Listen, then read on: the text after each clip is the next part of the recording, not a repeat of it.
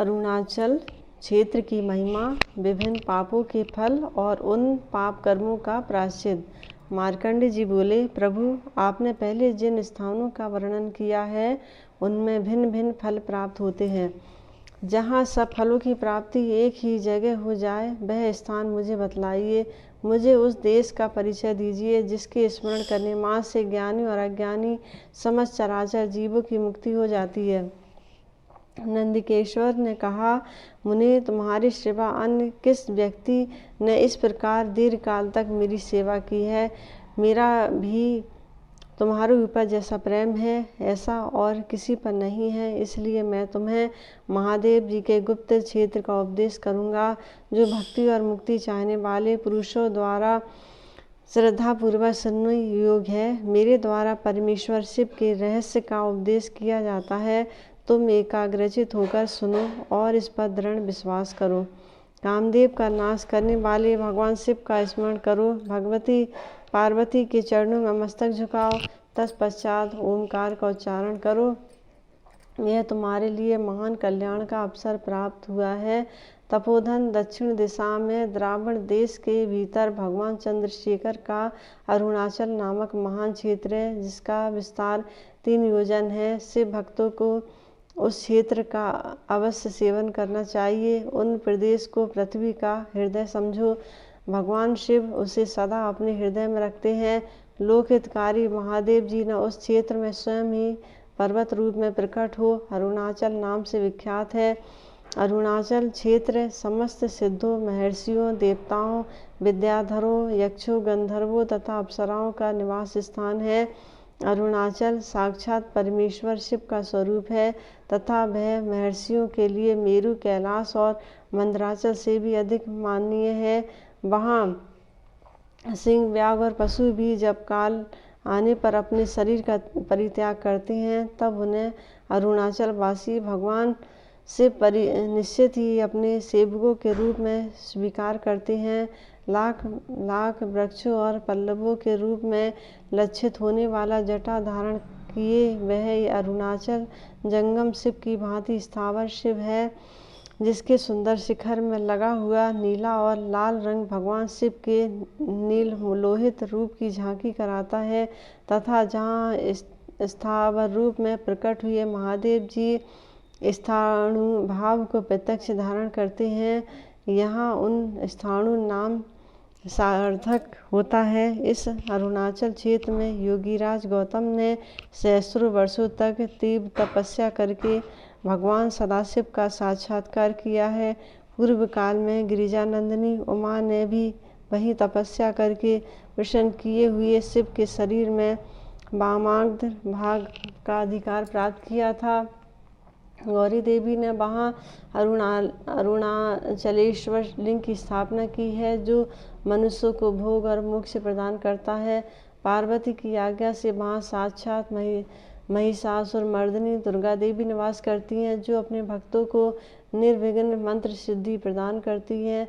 वहाँ श्री दुर्गा जी के द्वारा पूजित पाप नाशन नामक लिंग भी सुशोभित है जो एक बार प्रणाम करने मात्र से मनुष्यों के समस्त पाप हर लेता है। इस क्षेत्र में ब्रजागंध नामक राजा ने जो कुबेर के अपराध से हीन दशा को पहुँच गए थे पुनः भगवान शिव की भक्ति के महात्म्य से शिव सायुज्य प्राप्त कर लिया। अरुणाचल की प्रदक्षिणा करने मात्र से कांतिशाली और कलाधर नामक गिरजाधर राज दुर्वासा के शाप बंधन से मुक्त हो गए थे। भगवान शिव के ज्ञान से बढ़कर दूसरा कोई ज्ञान नहीं है। रुद्रीय ये बढ़कर दूसरी कोई छुति नहीं है। भगवान विष्णु से बढ़कर दूसरा कोई श्रेष्ठ शिव भक्त नहीं है। विभूतियों से बढ़कर रक्षा का कोई साधन नहीं है। भक्ति से उत्तम कोई सदाचार नहीं है। दीक्षा देने वाले से बढ़कर कोई दूसरा कोई गुरु नहीं है। रुद्राक्ष से बढ़कर कोई आभूषण नहीं है। शिव शास्त्र से उत्तम कोई शास्त्र नहीं है। बिलपत्र से उत्तम पत्र, धतूरे से उत्तम फूल, वैराग से बढ़कर सुख और मुक्ति से बढ़कर कोई श्रेष्ठ पद नहीं है। शिलाद पुत्र नंदिकेश्वर ऐसा कहने पर मार्कंडेय का चित्त बहुत प्रसन्न हुआ। वे आश्चर्यचकित हो उठे। उन्होंने पुनः बार बार प्रणाम करके नंदीश्वर जी से निवेदन किया, प्रभु मनुष्य का कौन कौन सा कर्म कैसे कैसे होता है और किस प्रकार वह नरक की प्राप्ति कराने वाला सुना जाता है। उन कर्मों का प्रतिकार प्रायश्चित कैसे होता है, ये सब आप मुझे बतलाइए। नंदकेश्वर बोले, मुने, इस संसार में सात्विक पुरुष पुण्यशील होने के कारण कल्याण को प्राप्त होता है। कर्म 3 प्रकार के हैं, सात्विक, राजस और तामस। अतः विधाता ने इन ताम प्रधान कर्मों के उपभोग के लिए विचित्र विचित्र नरकों का भी निर्माण किया है। ब्रह्म हत्या के पाप से मनुष्य मृत्यु के पश्चात गदहा, कुत्ता अथवा सुअर होकर फिर चांडाल होता है। शराब पीने से द्विज चिरकाल तक नरक में पड़े रहने के पश्चात कृमि, कीट एवं पतंग योनि को प्राप्त होता है अथवा कर्मकार दास होता है। ब्राह्मण के धन का अपहरण करने से मनुष्य ब्रह्म राक्षस होता है तथा जिस वस्तु की वह चोरी करता है दूसरे जन्म में वह वस्तु उसे नहीं प्राप्त होती है। गुरु पत्नी गमन करने वाला पुरुष चिरकाल तक असीपत्र वन में यातना भोग कर अंत में नपुंसक होता है।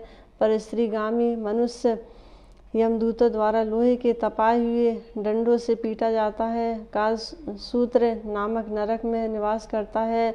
आग लगाने वाला घोर नरक में वास करता है। जहर देने वाला सुघोर नरक में, चुगलखोर महाघोर नरक में और धर्म की निंदा करने वाला अबीची नरक में पड़ता है। मित्रद्रोही कराल नामक नरक में, हिंसक भीम नरक में छिपकर पाप करने वाला संहार नरक में, असत्यवादी भयानक नरक में तथा पराय खेत और धन आदि का अपहरण करने वाला मनुष्य असी घोर नरक में निवास करता है। परद्रोही परायण पुरुष ब्रज में मांस भक्षण करने वाला द्विज, तरल में माता पिता से द्रोह करने वाला तीक्ष्ण और जप की निंदा करने वाला तापन नामक नरक में पड़ता है।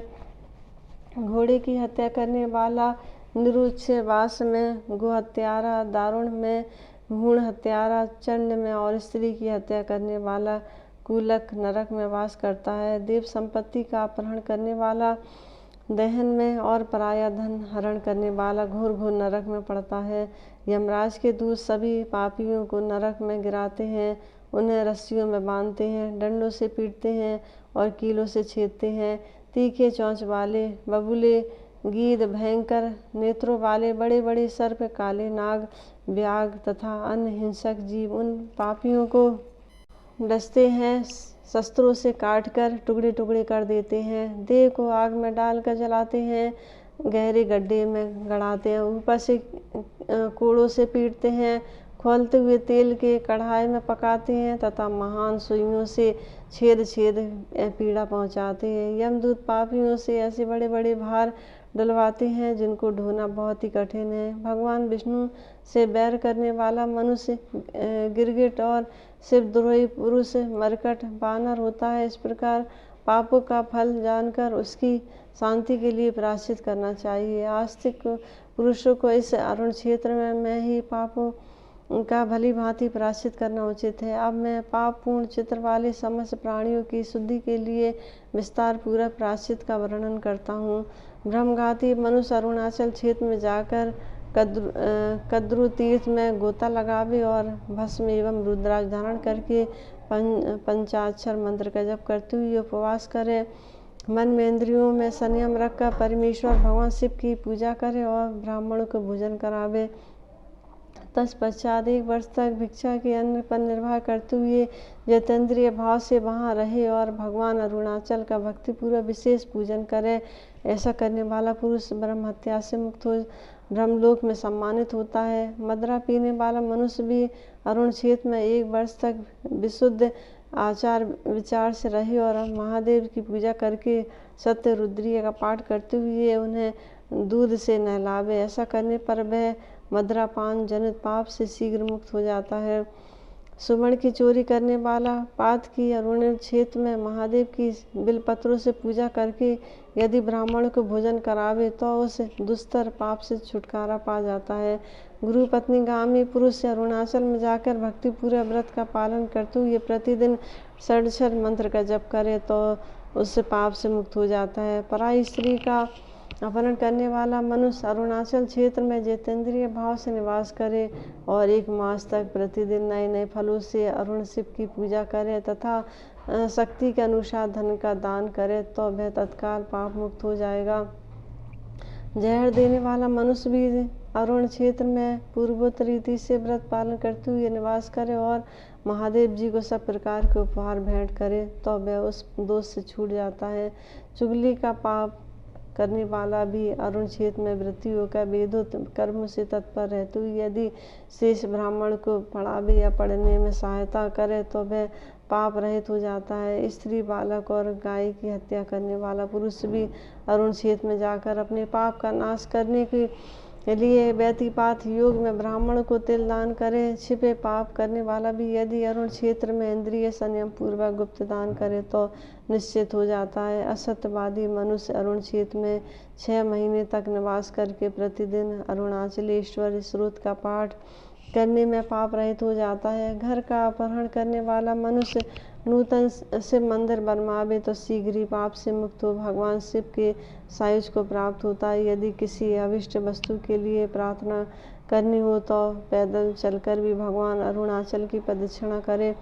इससे वह शुभ अभिष्ट अनायास ही प्राप्त हो सकता है। छींक आने पर, पाँव लड़खड़ाने पर, परवश होने पर, बुरे सपने देखने पर और प्रीति की अधिकता होने पर भी विद्वान पुरुषों को भगवान अरुण शंकर का नामोच्चारण करना चाहिए। गया, प्रयाग, काशी, पुष्कर तथा सेतुबंध तीर्थ में मनुष्यों को पुण्य प्राप्त होता है। उससे भी अधिक पुण्य इस अरुण क्षेत्र में मिलता है।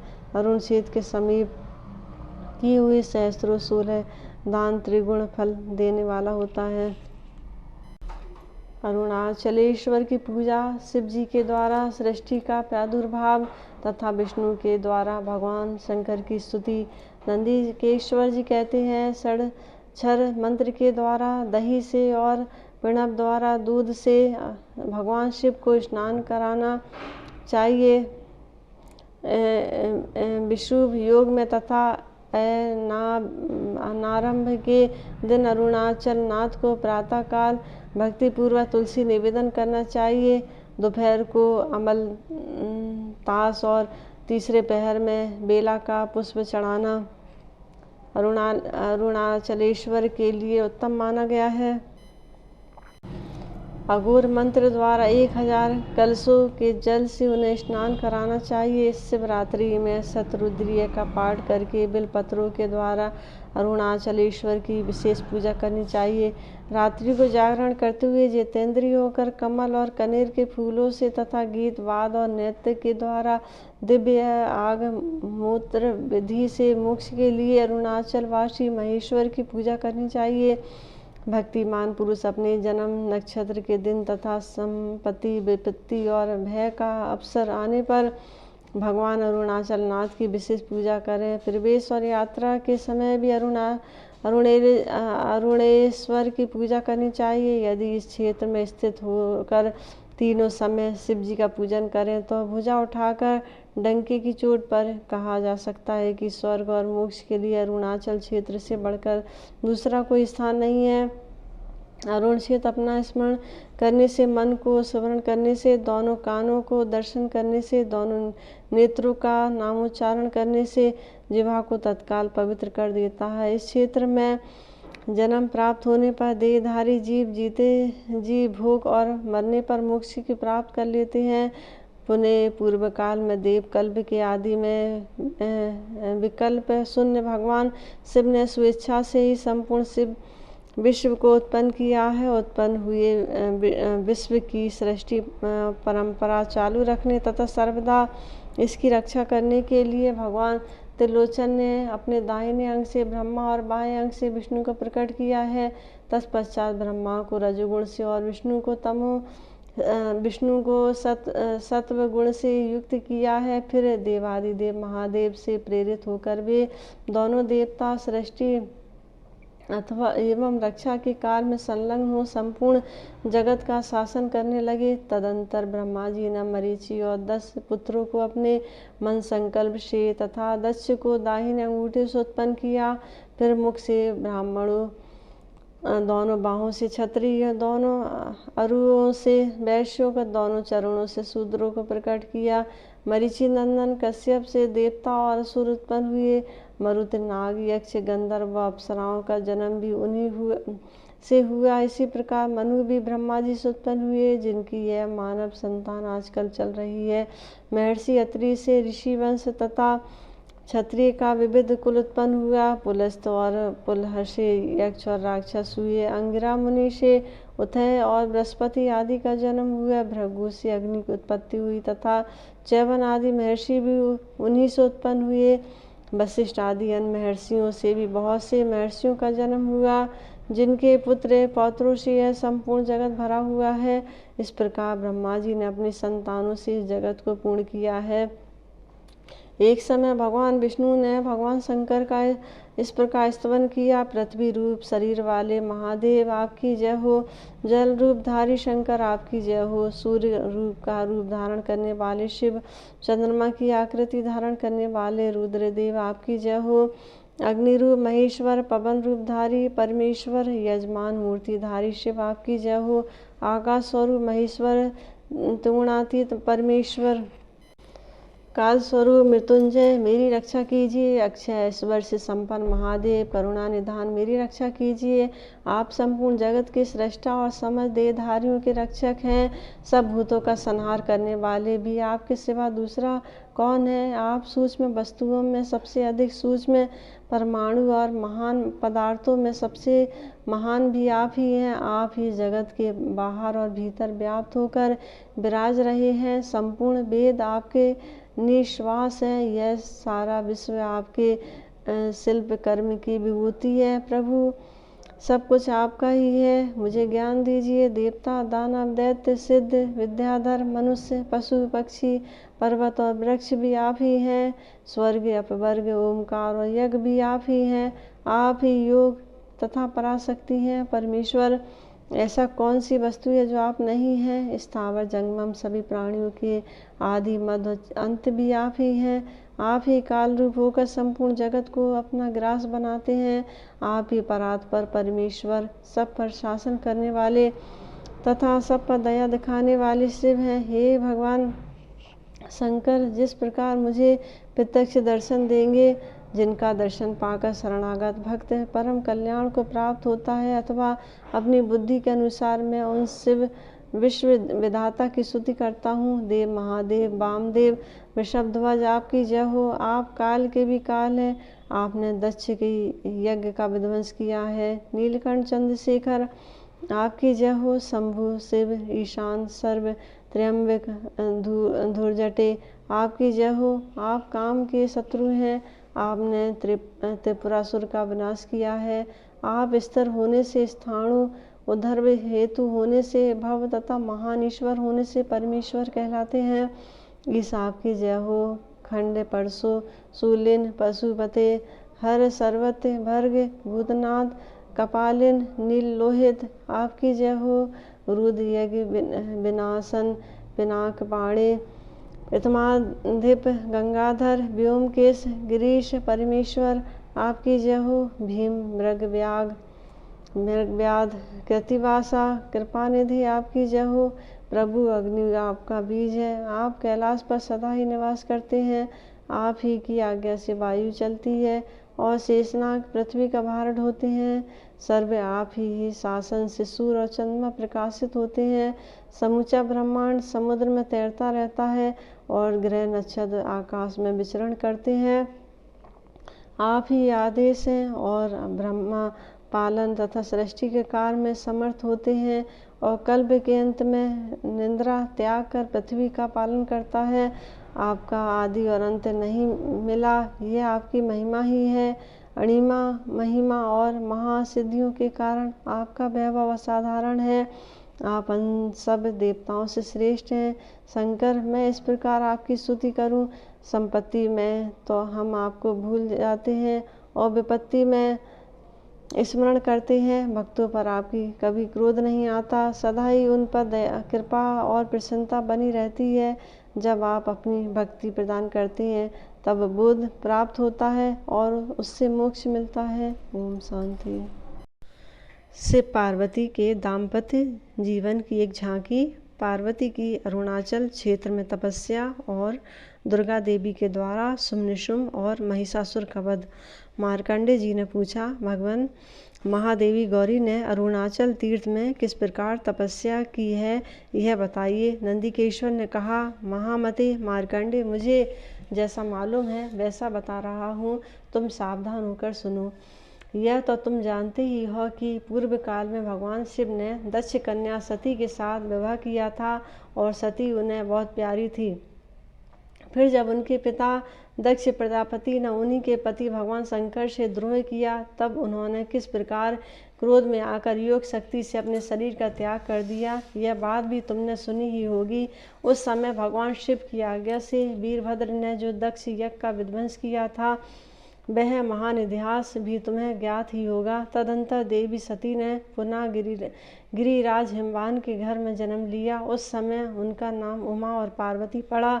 कुछ समय बाद देवी पार्वती स्थाणु वन में भगवान शिव की एकांत सेवा करने लगी, परंतु महादेव जी ने उनकी ओर रुचि नहीं की और कामदेव को कालाग्नि से भस्म कर दिया। तब अपने प्रिय गणों के साथ कहीं एकांतवास करने वाले जितेंद्रिय महादेव जी को गौरी देवी ने वनवासियों को तपस्या के द्वारा संतुष्ट किया। तत्पश्चात उनके साथ विवाह करके महादेव जी ने उमा के साथ एकांत में प्रसन्नता पूर्वक रमण किया। उन्हीं दिनों शुम्भ और निशुम्भ नाम दो दैत्यों ने ब्रह्मा जी से यह वरदान प्राप्त किया कि देवता, दानव और मनुष्यों में किसी भी पुरुष से मेरी मृत्यु ना हो।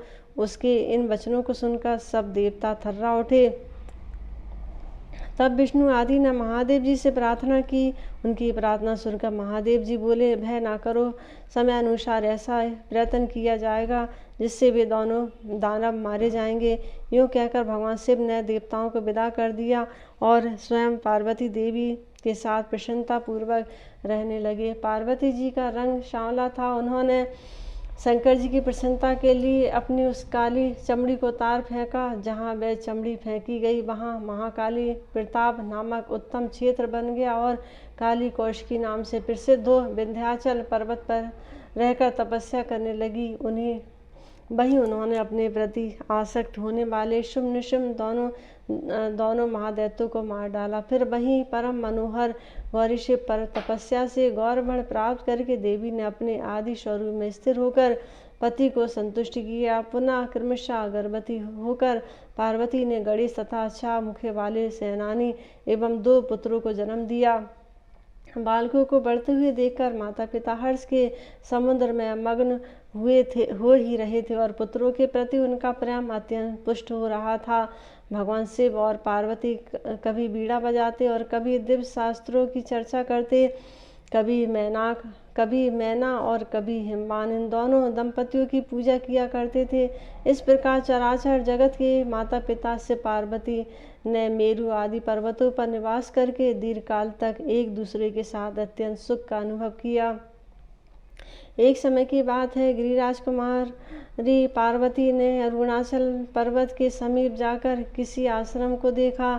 वहाँ कोय और उल्लू, सूक और शय, बाज, मृग और व्याघ, हाथी और सिंह, मोर और सर्प और चूहे तथा बिल्लियों ने परस्पर मित्रता स्थापित कर ली थी तथा वृक्षों के बीच में निकली हुई अत्यंत पवित्र धूम राशि, जहाँ होम किए हुए पुरोणास शिव पार्वती के दाम्पत्य जीवन की एक झांकी।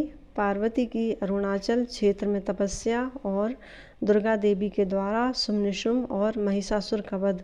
मार्कंडेय जी ने पूछा, भगवान महादेवी गौरी ने अरुणाचल तीर्थ में किस प्रकार तपस्या की है, यह बताइए। नंदिकेश्वर ने कहा, महामते मार्कंडेय, मुझे जैसा मालूम है वैसा बता रहा हूँ, तुम सावधान होकर सुनो। यह तो तुम जानते ही हो कि पूर्व काल में भगवान शिव ने दक्ष कन्या सती के साथ विवाह किया था और सती उन्हें बहुत प्यारी थी। फिर जब उनके पिता दक्ष प्रजापति ने उन्हीं के पति भगवान शंकर से द्रोह किया, तब उन्होंने किस प्रकार क्रोध में आकर योग शक्ति से अपने शरीर का त्याग कर दिया, यह बात भी तुमने सुनी ही होगी। उस समय भगवान शिव की आज्ञा से वीरभद्र ने जो दक्ष यज्ञ का विध्वंस किया था, वह महान इतिहास भी तुम्हें ज्ञात ही होगा। तदंतर देवी सती ने पुनः गिरिराज हिमवान के घर में जन्म लिया। उस समय उनका नाम उमा और पार्वती पड़ा। कुछ समय बाद देवी पार्वती स्थाणु वन में भगवान शिव की एकांत सेवा करने लगी, परंतु महादेव जी ने उनकी ओर रुचि नहीं की और कामदेव को कालाग्नि से भस्म कर दिया। तब अपने प्रिय गणों के साथ कहीं एकांतवास करने वाले जितेंद्रिय महादेव जी को गौरी देवी ने वनवासियों को तपस्या के द्वारा संतुष्ट किया। तत्पश्चात उनके साथ विवाह करके महादेव जी ने उमा के साथ एकांत में प्रसन्नता पूर्वक रमण किया। उन्हीं दिनों सुम और निशुम नाम दो दैत्यों ने ब्रह्मा जी से यह वरदान प्राप्त किया कि देवता, दानव और मनुष्यों में किसी भी पुरुष से मेरी मृत्यु ना हो। उसके इन वचनों को सुनकर सब देवता थर्रा उठे। तब विष्णु आदि ने महादेव जी से प्रार्थना की। उनकी प्रार्थना सुनकर महादेव जी बोले, भय ना करो, समय अनुसार ऐसा प्रयत्न किया जाएगा जिससे वे दोनों दानव मारे जाएंगे। यूँ कहकर भगवान शिव ने देवताओं को विदा कर दिया और स्वयं पार्वती देवी के साथ प्रसन्नता पूर्वक रहने लगे। पार्वती जी का रंग सांवला था। उन्होंने शंकर जी की प्रसन्नता के लिए अपनी उस काली चमड़ी को तार फेंका। जहाँ वह चमड़ी फेंकी गई वहाँ महाकाली प्रताप नामक उत्तम क्षेत्र बन गया और काली कौशिकी नाम से प्रसिद्ध हो विंध्याचल पर्वत पर रहकर तपस्या करने लगी। वहीं उन्होंने अपने प्रति आसक्त होने वाले शुभ निशुम दोनों महादैत्यों को मार डाला। फिर वहीं परम मनोहर गौरी शिव पर तपस्या से गौरवर्ण प्राप्त करके देवी ने अपने आदि स्वरूप में स्थिर होकर पति को संतुष्ट किया। पुनः क्रमशः गर्भवती होकर पार्वती ने गणेश तथा अच्छा मुखे वाले सेनानी एवं 2 पुत्रों को जन्म दिया। बालकों को बढ़ते हुए देखकर माता पिता हर्ष के समुद्र में मग्न हो ही रहे थे और पुत्रों के प्रति उनका प्रेम अत्यंत पुष्ट हो रहा था। भगवान शिव और पार्वती कभी बीड़ा बजाते और कभी दिव्य शास्त्रों की चर्चा करते। कभी मैना और कभी हिमवान, इन दोनों दंपतियों की पूजा किया करते थे। इस प्रकार चराचर जगत के माता पिता से पार्वती ने मेरु आदि पर्वतों पर निवास करके दीर्घकाल तक एक दूसरे के साथ अत्यंत सुख का अनुभव किया। एक समय की बात है, गिरिराज कुमारी पार्वती ने अरुणाचल पर्वत के समीप जाकर किसी आश्रम को देखा। वहाँ कोय और उल्लू, सूक और शय, बाज, मृग और व्याघ, हाथी और सिंह, मोर और सर्प और चूहे तथा बिल्लियों ने परस्पर मित्रता स्थापित कर ली थी तथा वृक्षों के बीच में निकली हुई अत्यंत पवित्र धूम राशि जहाँ होम किए हुए पुरोणास की सुगंध फैला रही थी। उस समय आश्रम पर ऋषिशेष दिखाई दिए जो हाथ के अग्रभाग से रुद्राक्ष की माला जप रहे थे। वहां पहुंचकर पार्वती ने तपोधन से पूछा, तुम कौन हो तथा यह श्रेष्ठ पर्वत कौन है जहां तुम तपस्या करती हो? वे बोले, देवी यह अरुणाचल पर्वत है जो समस्त पुण्य क्षेत्रों में सम्मानित है। मैं गौतम नामक मुनि हूँ और तपस्या द्वारा भगवान शिव की आराधना करता हूँ। यूँ कहकर तथा विजय आदि सखियों के मुख से पार्वती जी का परिचय पाकर उन्होंने बड़ी भक्ति से देवी को प्रणाम किया और अपनी पर्णशाला में ले जाकर कंदमूल और फल आदि के द्वारा उनका आतिथ्य स्वीकार किया। मुनि ने संपूर्ण जगत के मंगल की मूलभूत तपस्या के लिए अनुमति दी और ज्योति स्तंभ के प्रादुर्भाव से लेकर अरुणाचल की समस्त महिमा का यथाशक्ति वर्णन किया। साथ ही यह भी बताया कि मैं भगवान त्रिलोचन की स्थापना करके पवित्र चित्त से तपस्या के द्वारा यथाशक्ति उनकी आराधना करता हूँ। देवी मेरे आश्रम के समीप यह बड़ा भारी पुण्य क्षेत्र है, यहाँ आश्रम बनाइए और चिरकाल तक तपस्या कीजिए। मुनि के इस प्रकार आदेश देने पर पार्वती ने आश्रम बनाना स्वीकार किया और बड़ी भारी तपस्या के लिए उद्योग किया। अन्याय जीवों में आश्रम की रक्षा करने के लिए वनवासियों उमा ने सुलभा और धुंधुकुमारी को पूर्व आदि दिशाओं में स्थापित किया। फिर संपूर्ण तपोवन की रक्षा करने के लिए उन्होंने उन दुर्गा जी को आदेश दिया जिनका प्रयत्न कभी प्रतिहत नहीं होता तथा जो पार्वती जी की आज्ञा निभाने में समर्थ हैं। तपस्या पश्चात तत्पश्चात उमा ने मंदरा के फूल गूंथने योग्य अपनी बेड़ी को खोलकर उसे तपस्या के लिए जटाभार के स्वरूप में परिणत कर दिया। हंस छाप किनारे की हल्की साड़ी को उतारकर कठोर बलकल पहन लिया।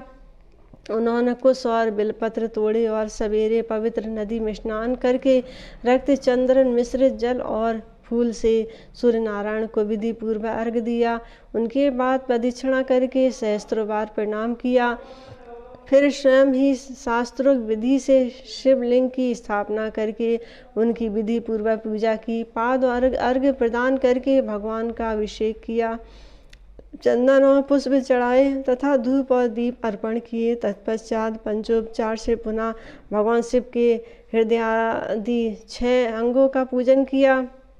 इस प्रकार एक दिन का पूजन पूर्ण करके प्रतिदिन वे इसी प्रकार प्रदक्षिणा प्रणाम आदि के सहित शिव जी की पूजा करने लगी। शिव शास्त्रों में बताई हुई विधि के अनुसार सौभाग्यदायक द्रव्यों से पूजा के अंत में प्रज्वलित अग्नि के भीतर से आहुति देती थी। कंदमूल फल आदि समस्त उपचारों का संग्रह करके वे उनके द्वारा अतिथियों का सत्कार करती थी।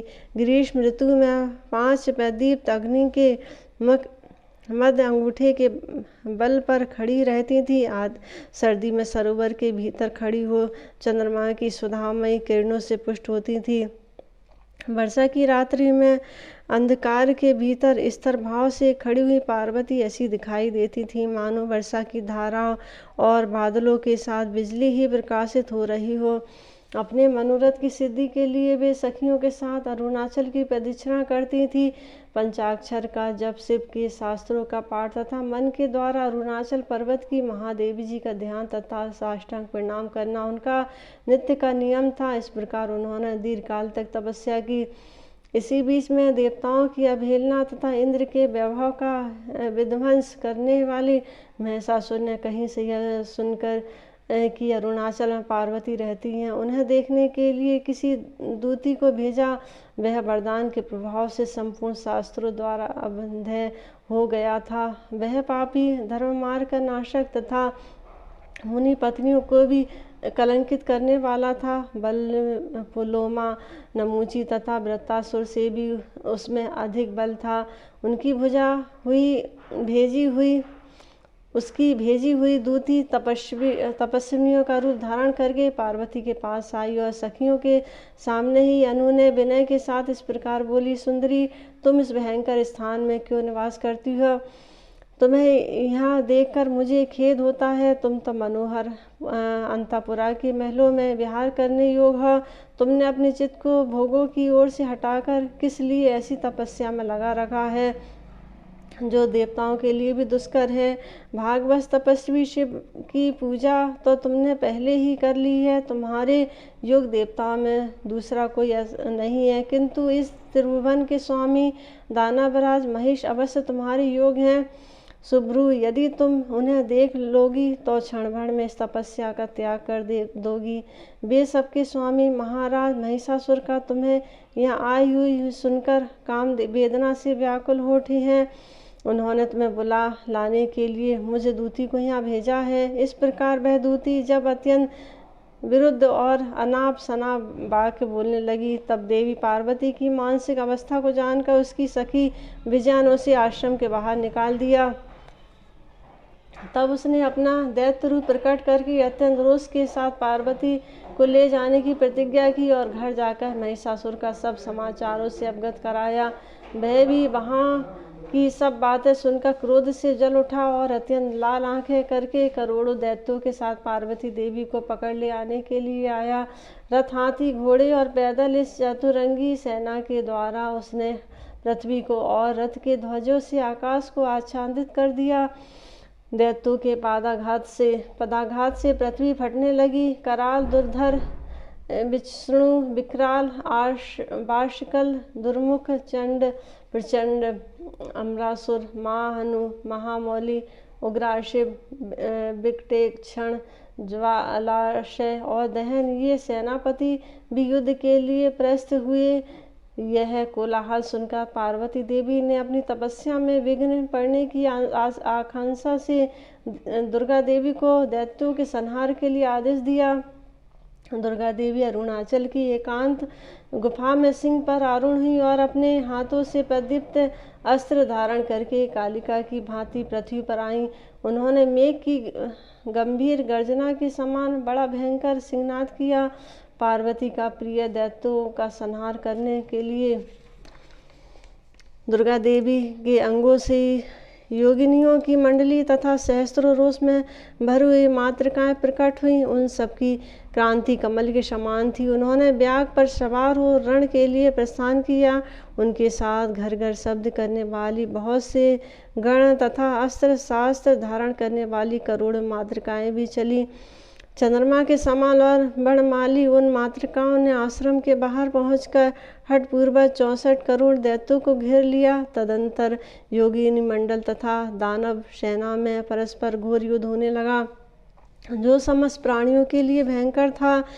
योगिनियों के छोड़े हुए बाणों से दैत्यों के मस्तक फट फट कर पृथ्वी पर इस प्रकार आच्छादित करने लगे, मानो वे स्थल से ही उत्पन्न हुए हैं। थोड़ी ही देर में रक्त की नदियां बह चली।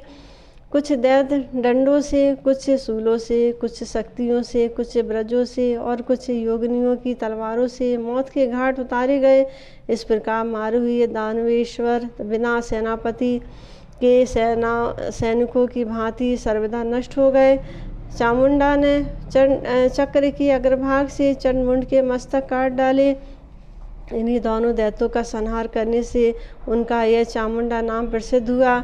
तब महिषासुर ने क्रोध में भरकर युद्ध करने के लिए देवी पर आक्रमण किया। उस समय प्रचंड चामर, महामौली, महाहनु, उग्रासय, विकटाक्ष, ज्वालाशय तथा दहन भी उनके पीछे पीछे चले। ठीक वैसे ही जैसे कालनेमी आदि असुर विप्रचिति के पीछे चलते थे। वे सभी सिर त्राण टोप धारण किए रथ पर बैठे, तरकस बांधे और धनुष लिए युद्ध भूमि में पहुँचे। दैत्य बाणों की वर्षा करते हुए मातृमंडल की ओर दौड़े। उस समय वे मातृकाएं देवी की स्तुति करने लगी। देवी, आप ही ब्रह्मा की सृष्टि शक्ति, विष्णु की पालन शक्ति तथा रुद्र की संहार शक्ति कही जाती हैं। आप ही यशोदा और नंद से उत्पन्न हुई देवी हैं, जो एका और अनस्का के नाम से प्रसिद्ध हैं। आप ही कंस आदि असुरों का संहार करने के कार्य में भगवान विष्णु की सहायता करेंगी। देवी दुर्गे, आप ही महामाया, लक्ष्मी, सरस्वती तथा पार्वती हैं। इस स्रोत से संतुष्ट होकर दुर्गा देवी ने मातृकाओं को अभयदान दिया और स्वयं महिषासुर से युद्ध करने के लिए निकली। उन्होंने हल के अग्रभाग से प्रचंड को, बिंदीपाल से चामर को, छुरी से महामौली को, कृपाण से महाहनु को, कुठार से उग्रवस्त्र को, शक्ति से विकटाक्ष को, मुदगर से ज्वालामुख को और मूसल से दहन को मार गिराया। फिर महिषासुर के सामने स्वयं ही रौद्रपूर्वक युद्ध करती हुई देवी ने बड़ा भयंकर सिंहनाद किया। उस समय भी मन ही मन प्रसन्न थी। देवी का सिंहनाद सुनकर महिषासुर का बड़ा क्रोध हुआ। उसने बाणों से दुर्गा जी के तालू और नेत्रों पर प्रहार किया। तब दुर्गा ने भी कुपित होकर उस सुरेश्वर को दोनों बाहों, छाती और मुख में जलती हुई धार वाले बाणों से प्रहार किया। यह देख दैत्य ने 3 बाणों से दुर्गा के मुख को बींध डाला, 5-5 बाणों से उनकी दोनों भुजाओं में और 2-2 बाणों से दोनों नेत्रों में आघात किया। फिर दुर्गा ने भी 1 बाण से दैत्य के सारथियों और 8 बाणों से घोड़ों को मार डाला। 3 बाणों से उसके धनुष को और 4 सहायकों से रथ को, ध्वजा को भी काट गिराया। तब दैत्यराज महिष ने पैदल होकर दुर्गा जी के ऊपर सब ओर से प्रज्वलित एक सतघनी चलाई, जो कालदंड के समान भयंकर थी। देवता हाहाकार कर उठे, मातृकाएं भाग खड़ी हुई, परंतु दुर्गा ने अपनी ओर आती हुई उस सतध्वनि को लीलापूर्वक पकड़ लिया। तब प्रलयकालीन मेघ के समान महिषासुर ने एक के बाद एक करके धनुष, पाश, भुजसुंडी, तलवार, कील, शक्ति, गदा, चक्र, तोमर, फलक, अंकुश, फरसा, बिंदीपाल, बट्टिस और दंड आदि अस्त्र शस्त्रों की वर्षा की, परंतु शत्रु के चलाए कि उन सभी आयुधों को अपने पास आते ही दुर्गा देवी हाथ से पकड़ लेती और जैसे हथनियाँ कमल की नाल को अनायास ही तोड़ डालती हैं, उसी प्रकार भी उनके टुकड़े टुकड़े कर डालती थी। महिषासुर क्षण में सिंह, क्षण में भाराएं, क्षण में व्याघ्र, क्षण में हाथी तथा क्षण में भैंसा होकर दुर्गा से युद्ध कर रहा था। उसने अत्यंत रोष में भरकर अपने तीखे सींगों से दुर्गा देवी और उनके सिंगों को बार बार घायल किया। वह क्षण में आकाश में चला जाता, क्षण में पृथ्वी पर उतर आता, क्षण में चारों दिशाओं में घूम आता और क्षण में गर्जना करने लगता था। इसी समय दानवराज महिष अपने असली रूप में देवी के सामने आया। तब दुर्गा ने तलवार से ही उनके मस्तक को काट डाला और उस कटे हुए हुए मस्तक को हाथ में लेकर वे रणभूमि में नृत्य करने लगा। इस प्रकार दुर्गा देवी के द्वारा समस्त भुवनों के कंटक रूप महिषासुर के मारे जाने पर देवता हर्ष से नाचने लगे। महर्षि अत्यंत प्रसन्न हो गए और मेघों ने दिव्य पुष्पों की वर्षा की। खड्ग तीर्थ की उत्पत्ति, ज्योति दर्शन, पार्वती पर अरुणाचलेश्वर की कृपा तथा भगवान शिव का वरदान। मार्कंडेय जी बोले, प्रभु इस प्रकार भद्रकाली द्वारा महिषासुर के मारे जाने पर तपस्या में लगी हुई गिरिराज नंदिनी पार्वती क्या किया? नंदीकेश्वर ने कहा, मुनि, तदंतर दुर्गा देवी ने एक हाथ में दैत्य का मस्तक लिए, दूसरे खड्ग युक्त हाथ में गौरी देवी को प्रणाम किया। हर्ष से नृत्य करती हुई दुर्गा को दयाल दृष्टि से देखकर पार्वती ने अपने दांतों की किरणों से आकाश में प्रकाश बिखेरते हुए उनसे इस प्रकार कहा, विधनवासिनी, तुमने अत्यंत दुष्कर पराक्रम किया है। तुम्हारे प्रभाव से मेरी तपस्या का विघ्न दूर हो गया है। देवी, तुम्हारा चरित्र संपूर्ण जगत में पवित्र है। तुमने अपने हाथ में जो यह महिषासुर का अपवित्र एवं भयंकर मस्तक ले रखा है, उसे त्याग दो और एक नूतन पापनाशक तीर्थ उत्पन्न करो, जिसमें स्नान करने से पाप का प्रायश्चित होगा। गौरी देवी के यूँ कहने पर पाप की आशंका वाली सामर्थ्यशालिनी दुर्गा ने अपनी तलवार से एक शिलाखंड की विदीर्ण किया। वह पत्थर पाताल तक छिद्र युक्त हो गया। फिर वहाँ से अत्यंत निर्मल परम पवित्र तरंग युक्त जल ऊपर की ओर उठा। उस पावन एवं गंभीर जल में दुर्गा देवी ने नमः स्वर्णाद्रिनाथाय इस उत्तम मंत्र का उच्चारण करके गोता लगाया। इतने ही में महिषासुर के कंठ में स्थिर शिवलिंग उसमें से खिसक कर जल के किनारे स्वयं प्रतिष्ठित हो गया और पापनाशन नाम से प्रसिद्ध हुआ। तत्पश्चात तीर्थ में जल से समस्त पाप धुल जाने पर दुर्गा देवी बाहर निकली। फिर उनके हाथ से महिषासुर का मस्तक नीचे गिर गया। तदंतर कार्तिकेय की पूर्णिमा को रात्रि में अरुणाचल के शिखर पर कोई अपूर्व ज्योति दिखाई दी। ईंधन, तेल और रुई की बत्ती की बिना ही जलते हुए उस महाप्रदीप को देखकर पार्वती को बड़ा विस्मय हुआ। वे प्रदक्षिणा करके पग पग पर अरुणाचल नाथ को प्रणाम करती हुई इस प्रकार स्तुति करने लगी, मेरुगिरी पर निवास करने वाले आप कैलाश रूपी भगवान शिव को नमस्कार है। हिमाचल के जमाता अरुणाचल रूपधारी आपको प्रणाम है। वरुण आदि देवताओं के पूजनीय मध्याह्न कालीन सूर्य के समान तेजस्वी करुणामूर्ति अरुणाचल नाथ को नमस्कार है। भगवान, आपका मस्तक जानवी गंगा तथा चंद्रमा की कला से सुशोभित है। आप भगवान शिव की ही जय हो। माया से नारायण स्वरूप धारण करके भांति भांति की लीलाएं करने में परम प्रवीण महादेव, आपने आनंद से तांडव नृत्य करने वाले शंभु शिव, ईशान देवता, गंधर्व, सिद्ध और विद्याधरों से पूजित होने वाले प्रभु गणेश के जन्मदाता, आपकी जय हो। 6 मुखों वाले कार्तिकेय पर अत्यंत स्नेह रखने वाले शिव, आपकी जय हो। हिमवान कुमारी पार्वती के प्रार्थनीय पतिदेव प्रभु, राजाओं को भी आपका दर्शन दुर्लभ है, आपकी जय हो। इस प्रकार प्रसन्नतापूर्वक स्तुति करके उस ज्योतिर्मय नेत्र लगाए रखने वाली देवी पार्वती को देखकर उन पर दया करने के व्यास से भगवान वृषभध्वज अंतर्ध्यान हो गए और पुनः अपने अत्यंत सुंदर रूप को प्रकट करके दिव्य वृषभ पर आरूढ़ हो कल्याणवी पार्वती को सांत्वना देने के लिए उद्यत हुए। महादेव जी को अपने समीप आया देख उमा देवी आनंद में निमग्न हो गई। उन्होंने चिरकाल से प्राप्त प्रियतम के वियोग जनित दुख को भुला दिया। उनके शरीर में रोमांच हो आया, मुख पर पसीना छा गया। उन्होंने कांपते कांपते पतिदेव के चरणों को अंगुलियों पर दृष्टिपात किया। तब भगवान से वृषभ से उतरकर उनका हाथ अपने हाथ में से मुस्कुराते हुए मुखारबिंद से प्रेम पूर्वक बोले, देवी क्यों अकारण अपने चित्त को व्याकुल कर रही हो? क्या तुम नहीं जानती चंद्रमा और चांदनी की भांति हम दोनों सदा एक दूसरे से अभिन्न हैं। मैं नारायण हूँ, तुम लक्ष्मी हो। मैं ब्रह्मा हूँ, तुम सरस्वती हो। मैं शेषनाग हूँ, तुम वारुणी हो। मैं चंद्रमा हूँ और तुम रोहिणी हो। तुम स्वाहा। मैं अग्नि, तुम सुवर्चला। मैं सूर्य, तुम सची। मैं इंद्र, तुम रति। मैं काम, तुम बुद्धि। मैं राज, तुम शिवा। मैं समीर, तुम लहर। मैं समुद्र तथा तुम प्रकृति और मैं पुरुष हूँ। तुम विद्या हो और मैं तुम्हारे द्वारा जानने योग्य तत्व हूँ। तुम वाणी हो, मैं अर्थ हूँ। पार्वती, मैं ईश्वर हूँ और तुम मेरी शक्ति हो। सृष्टि, पालन और संहार के कार्य में सदा अनुग्रह रखने वाले ईश्वरीय तुमने अन्य साधारण जनों की भांति मुझ में और अपने भेदभाव नहीं करना चाहिए। देवी, हम दोनों चेतना और प्रकाश स्वरूप हैं। हमने स्वेच्छा से पृथक शरीर धारण किया है।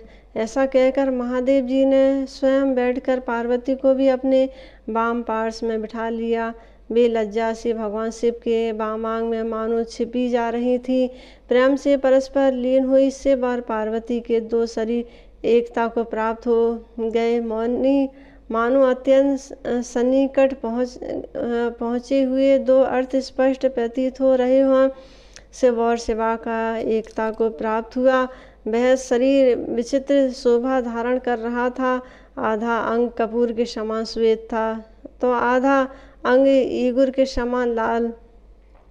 आधे सिर में घुंघराले बाल, आधी छाती में हार और चोली, एक पैर में नुपुर, एक कान में झुमक और एक हाथ में कंकड़ से वह रूप बड़ा ही मनोहर प्रतीत होता था। इस प्रकार अपना वामार्ध भाग पार्वती देवी को समर्पित करके महादेव जी ने उनसे कहा, देवी अब तुम्हें ऐसे रोज का अवसर ना मिले जिससे कि तुम दूध पीने की इच्छा रखने वाले कार्तिकों को छोड़कर तपस्या के लिए चल दी थी। इसलिए अब मैं मेरे समीप इस तीर्थ में तुम अपीत स्तनी नाम से निवास करो। देवी, अपीत स्तनी नाम से तुम्हारा और अरुणाचलेश्वर नाम से मेरा आराधना करके सब लोग भोग और मोक्ष को सुख प्राप्त करें। तुम्हारे अंश से उत्पन्न हुई है महिषासुर मर्दिनी दुर्गा यहाँ साधन करने योग्य मनुष्यों को मंत्र सिद्धि प्रदान करेंगी। यह पवित्र खड़ंग तीर्थ एक ही बार गोता लगाने से मनुष्य के सब रोगों को हर लेने वाला और सब पापों का नाश करने वाला हो। हे पाप नाशक भगवान अरुणाचलनाथ, आपने भक्ति और श्रद्धा रखने वाले मनुष्यों को सदा ऐश्वर्य प्रदान करने वाले हो। देवी, मैं ये गौतम मुनि तुम्हारे कृपापात है। अतः जब तक चंद्रमा और ताराओं की स्थिर रहे तब तक ये सब लोकों में अपनी तपस्या के अनुरूप फल प्रदान करें। ये 7 लोकों को एक मात्र जननी सातों मातृका संसार को वैभव प्रदान करने के लिए आज से इस तीर्थ में निवास करें। शासक, भैरव, क्षेत्रपाल और बटुक भी इस अरुणाचल क्षेत्र में ही नित्य निवास करें।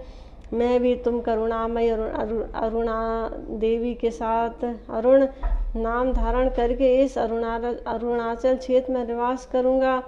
अतः इस अरुणाचल क्षेत्र में इस सब प्रकार सिद्धियाँ सुलभ होंगी जो गिरिजानंदिनी पार्वती द्वारा अरुणाचलेश्वर की प्रसन्न करने के लिए पावन प्रसंग को सुनता है और काम, क्रोध आदि शत्रुओं का नाश करके अनायास सुलभ स्वर्ग और मोक्ष को प्राप्त कर लेता है।